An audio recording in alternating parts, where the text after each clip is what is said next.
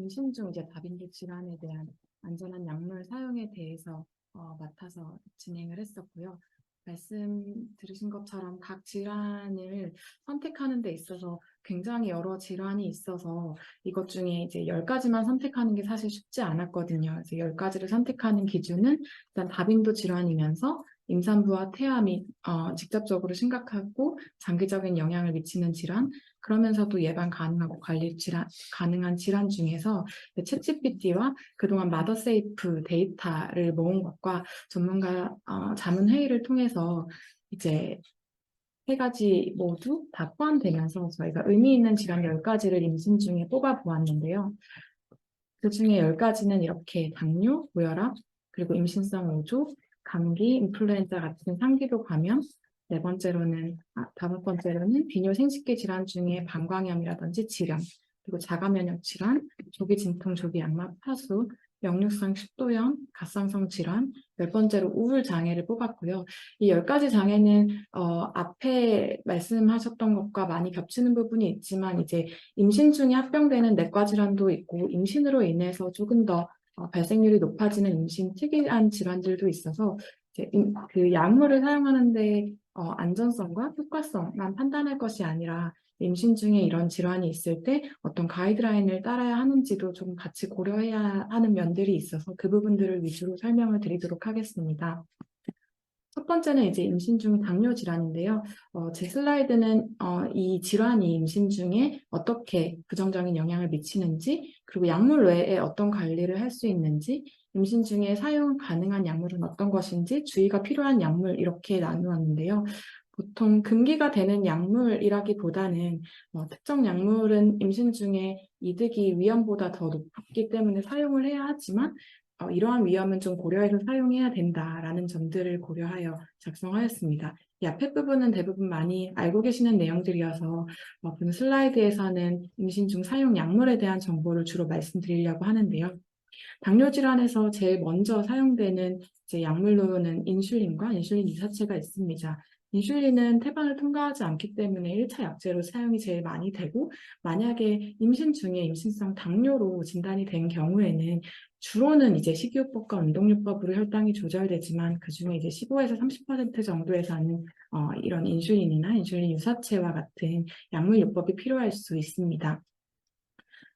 경구 혈당 강화제로 이제 글리브라이드나 metformin 같은 경우에는 최근에 인슐린과 함께 1차 약제로 사용 가능함이 제시되기도 하였지만 아직까지는 유산 태아 비용 화상과의 관련성이 없고 장기적으로 안전성이 확립되지 않아서 1차로 권고되진 않고 있습니다. 다만 ACOG에서는 인슐린을 1차 약제로 사용할 수 없을 것으로 판단되는 산모거나 인슐린을 사용하려면 사실 지속적으로 이제 주사로 투여해야 되는 경우들이 있는데 이런 것들을 거부하는 경우에는 당뇨병 임신뿐만 아니라 임신성 당뇨에서도 모두 2차 약제로 아직까지는 글라브라이드보다는 metformin을 구해볼 수 있다고 얘기하고 있습니다.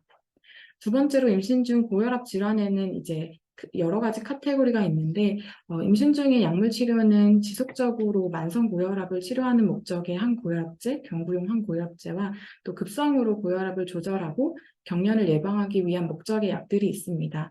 우리나라에는 이제 정주 또는 금주용 항고혈압제로 하이드랄라진이나 라베타롤이 있는데 여기에 포함되는 것이 이제 메틸도파 같은 것들이 경구용 약제로 있을 때 우리나라에는 아직 들어와 있지는 않지만 외국에서는 꽤 활발하게 사용하고 있는 것 같습니다. 앞서 김희선 선생님께서 언급해 주신 부분들이 있어서 이 부분은 넘어가려고 하고 저는 임신 중 고혈압 질환을 예방하기 위한 저용량 아스피린에 대해서 말씀을 드리려고 하는데요. 익히 알고 있듯이 이제 2000년도부터 여러 산부인과 단체들에서 임신 중 전자간증의 고위험군일 경우에 이것을 예방하기 위해 이제 베이비 아스피린, 로우도즈 아스피린의 복용을 점차 권고하고 있었습니다. 그래서 최근에는 SMFM에서 전자간증 고위험군과 중등도 위험군을 굉장히 많이 확대해서 이 중에 하나 이상 해당될 경우에는 저용량 아스피린 복용을 권고하고 있는데 저용량 아스피린 같은 경우는 사실 이제 엔세이드 계통으로 프로스탄글란딘 생성이 필요한 콕스인이 그 원과 콕스2 이니비터로 기능을 하게 됩니다. 다만 이제 저용량과 고용량에서 그 기능이 약간 달라지게 되고, 저용량일 경우에 이 콕스1에 대한 억제 기능 중에 혈관의 확장이나 혈소판 응집 기능 억제를 하는 프로스타사이클린 생성에는 영향을 미치지 않고, 이제 혈관 수축이나 혈소판 생성에 관여하는 트롬복산 A2 합성을 억제시킴으로써 전자간증의 기전 중 하나로 생각되는 그 프로스타사이클린과 트롬복산 A2 대사의 불균형에 영향을 미칠 것이라고 생각하고 이제 이것을 사용하고 있는데요. 그 외에 전자간증의 기전인 비정상적인 태반의 생성이라든지 영양막층에 대한 모체 염증 반응 이상들이 제시되고 당연히 있기 때문에 이 초기 태반 형성 및 전자간증 예방에 대한 저용량 아스피린의 역할이 아직까지 이제 명확히 설명이 되지는 않고 있습니다. 그럼에도 불구하고 이제 일반 엔세이드와 비교해서 임신 3분기 복용을 했을 때 태아의 동맥관 조기 폐쇄와 관련성이 없고 태반 조기 박리라든지 산후출혈 및 출혈량을 증가시키지 않았고, 또한 신생아의 뇌내출혈이나 다른 출혈성 합병증 역시 증가하지 않는 것으로 임신 중 전자간증 예방을 위해서 저용량 아스피린을 권고하고 있습니다. 세 번째 질환은 임신성 오조 입덧 및 과다 구토인데요. 잘 아시다시피 디클렉틴, 디너지아와 같은 약들은 우리 1차 약제로 사용이 되고 있습니다. 디너지아, 디클렉틴은 2013년도에 미국 FDA에 이제 등급 카테고리 A로 승인을 받으면서 굉장히 안전한 약제로 사용이 되고 있고, 그 전까지 임신성 오조에 사용이 되고 있던 온단세트론이라든지 프로바테졸이라든지 메토클로프로파마이드의 사용이 이제 이 디클렉틴의 사용과 함께 감소하는 것을 볼 수 있는데요. 더 이상 사실은 미국 FDA 프레그넌시 카테고리 ABCDX 등급은 사용하지 않고 2015년부터는 PLLR이라고 해서 프레그넌시 앤 락테이션 라벨링 룰을 사용하고 있지만 한 번 더 말씀드린 이유는 그만큼 이제 이 디너지아 디클렉틴에 대해서 안전한 약으로 산모분들께 많이 권고를 할 수 있겠다라고 말씀드리기 위해 이 카테고리 하나를 이 디클레틴톡에 대해서만 사용을 했습니다. 국내에서는 최근까지 봤을 때 8개의 사에서 이 약이 나와 있는 걸로 알고 있고요. 내년에 이제 급여화 과정을 지금 거치려고 진행이 중인 것으로 알고 있습니다. 네 번째로 호흡기 질환은 임신 중에 굉장히 많이 발병을 하고, 대부분 이제 산부인과를 가거나 이구인후과를 가거나 가정의학과를 가면서 처방받지 못하는 약들이 많은데, 사실 임신 중에 더 많이 발병을 하면서도 더 이상 치료를 하지 않거나 증상이 심해져서 부비동염이나 아니면 기관지염이라든지 중이염으로 진행을 해서 더 많은 치료가 필요한 경우들을 아직도 많이 보고 있는 것 같습니다. 그에 대한 약을 한번 정리해 봤을 때 이제 주로는 아세트아미노펜, 즉 타이레놀 계열만 먹고 오시는 분이 있는데요.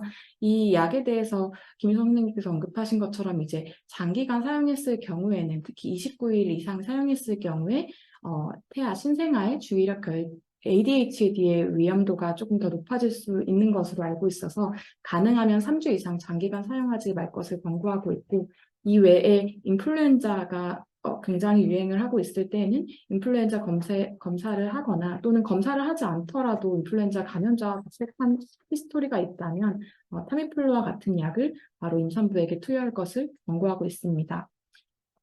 호흡기 감염과 관련된 약 중에는 진해거단제 복합감기약, 그 외에 이제 비충혈제들이 있는데요.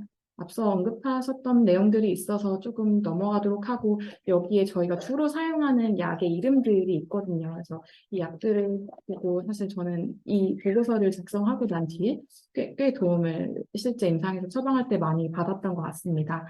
엔세이드 같은 경우에는 여러 과에서도 산모에선 엔세이드 쓰면 안 되지 하면서 사용하지 않는 경우가 많은데요. 저희가 한번 다시 정리를 하고 넘어가는 의미에서 정리를 해보면 임신 초기 12주 이내에 1주 이상 사용한 경우에 유생의 증가 및 선천성 기형의 증가가 되고, 임신 후반기 사용할 때 특히 32주 이후 이틀 이상 사용할 경우에는 태아의 동맥관 조기 폐쇄로 인해서 폐고혈압이 발생할 수 있고 태아의 신기능 감소와 양수 가속증을 초래할 수 있습니다. 따라서 ACOG에서는 48시간 이상 사용 시 양수 가속증 위험이 높아질 수 있기 때문에 48시간 이내로만 사용할 것을 권고하고 있고요. 다만 이 양수량은 NSAID를 중단했을 때는 다시 이제 늘어나는 것으로 알려져 있습니다.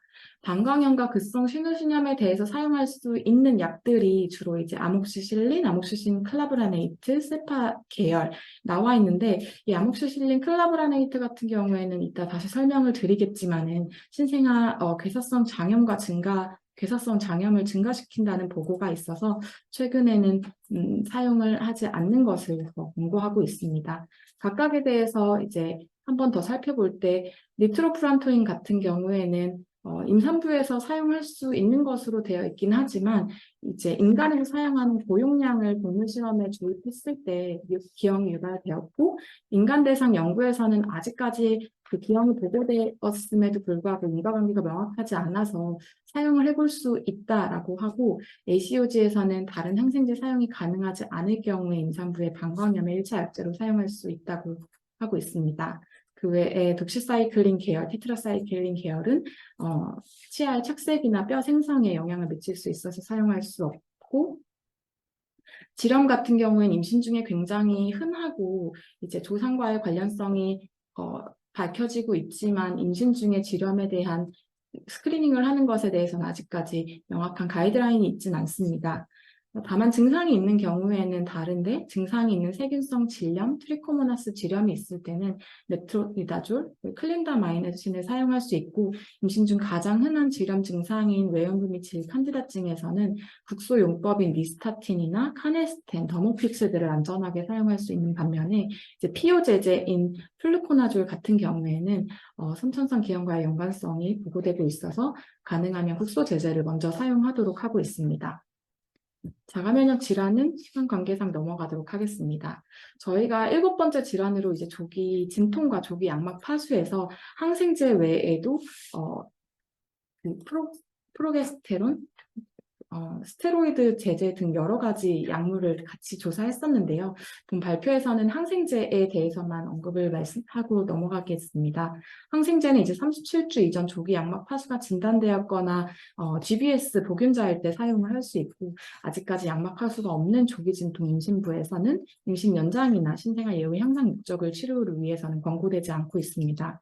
37주 이전에 PROM이 있을 경우에는 ACOG에서는 아직까지 7일간의 암피실린과 에리스로마이신 IV를 사용한 이후에 피오로 아목시실린과 에리스로마이신 유지요법을 권장하고 있고 RCOG에서는 많이 아시는 오라클 트라이얼을 바탕으로 10일간 에리스로마이신을 사용할 것을 권장하고 있습니다.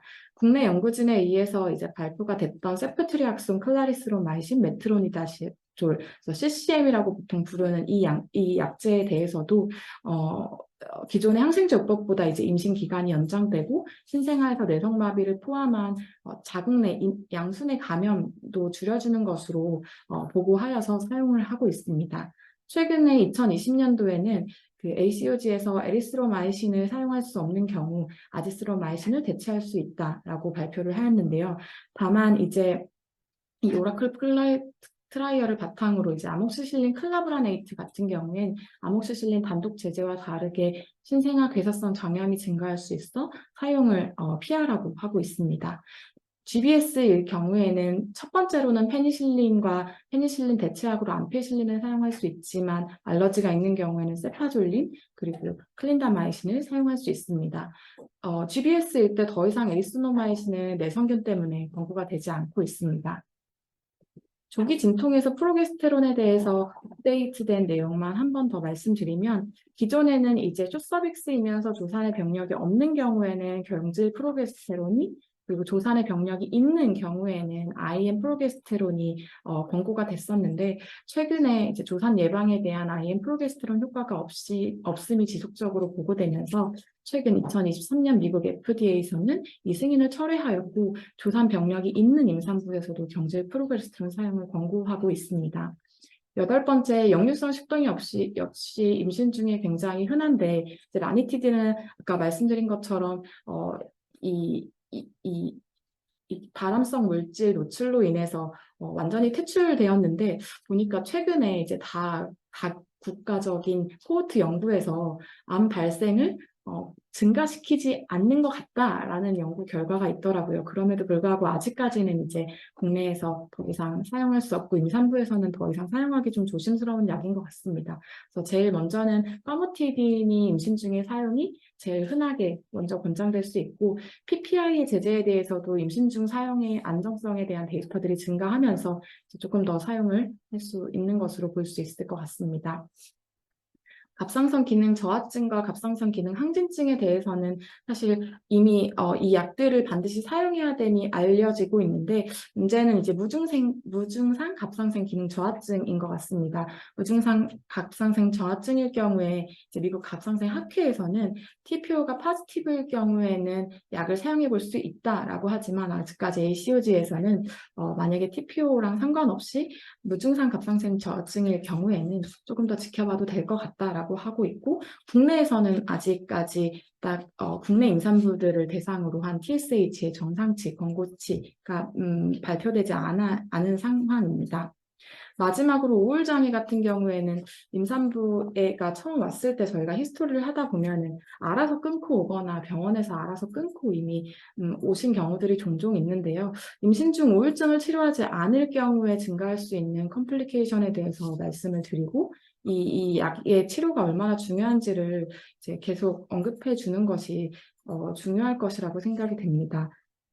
특히 임신 중 우울증을 치료하지 않게 되면은 모체뿐 아니라 신생아한테서도 미치는 영향이 있기 때문에 먼저는 이제 약보다는 정신요법, 즉 뭐 인지행동 치료라든지 이런 것을 먼저 해볼 수 있도록 권장을 하고 있지만 만약에 이런 것으로 조절이 되지 않는 우울증이 있다면 약을 임의로 중단하거나 지연시켜서는 안 되고 적극적인 약물 치료가 필요하고 단 이제 사용할 수 있는 최저 용량을 사용할 수 있는 것이 권고되고 있습니다.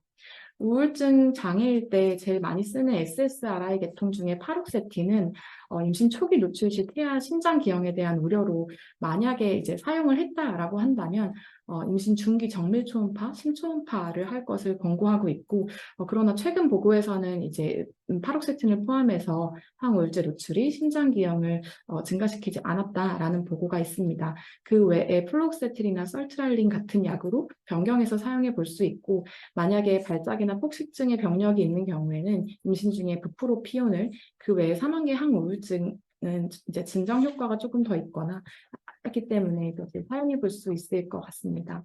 네, 빠르게 정리했는데요. 저희가 보고서에 굉장히 많은 내용을 담고 있다고 생각하고 진료를 볼 때 도움이 되는 것 같아서 네, 혹시 나오면 참고를 부탁드립니다.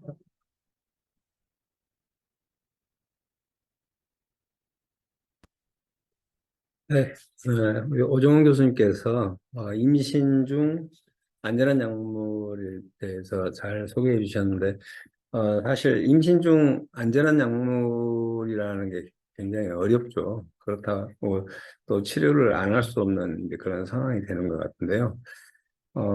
하여튼 정리 잘 해주셨습니다. 그리고 질문이 들어와 있어요. 질문 보시고 답변 부탁드립니다. 네, 할리비라는 아직 식료품으로 응급실에 대한 거.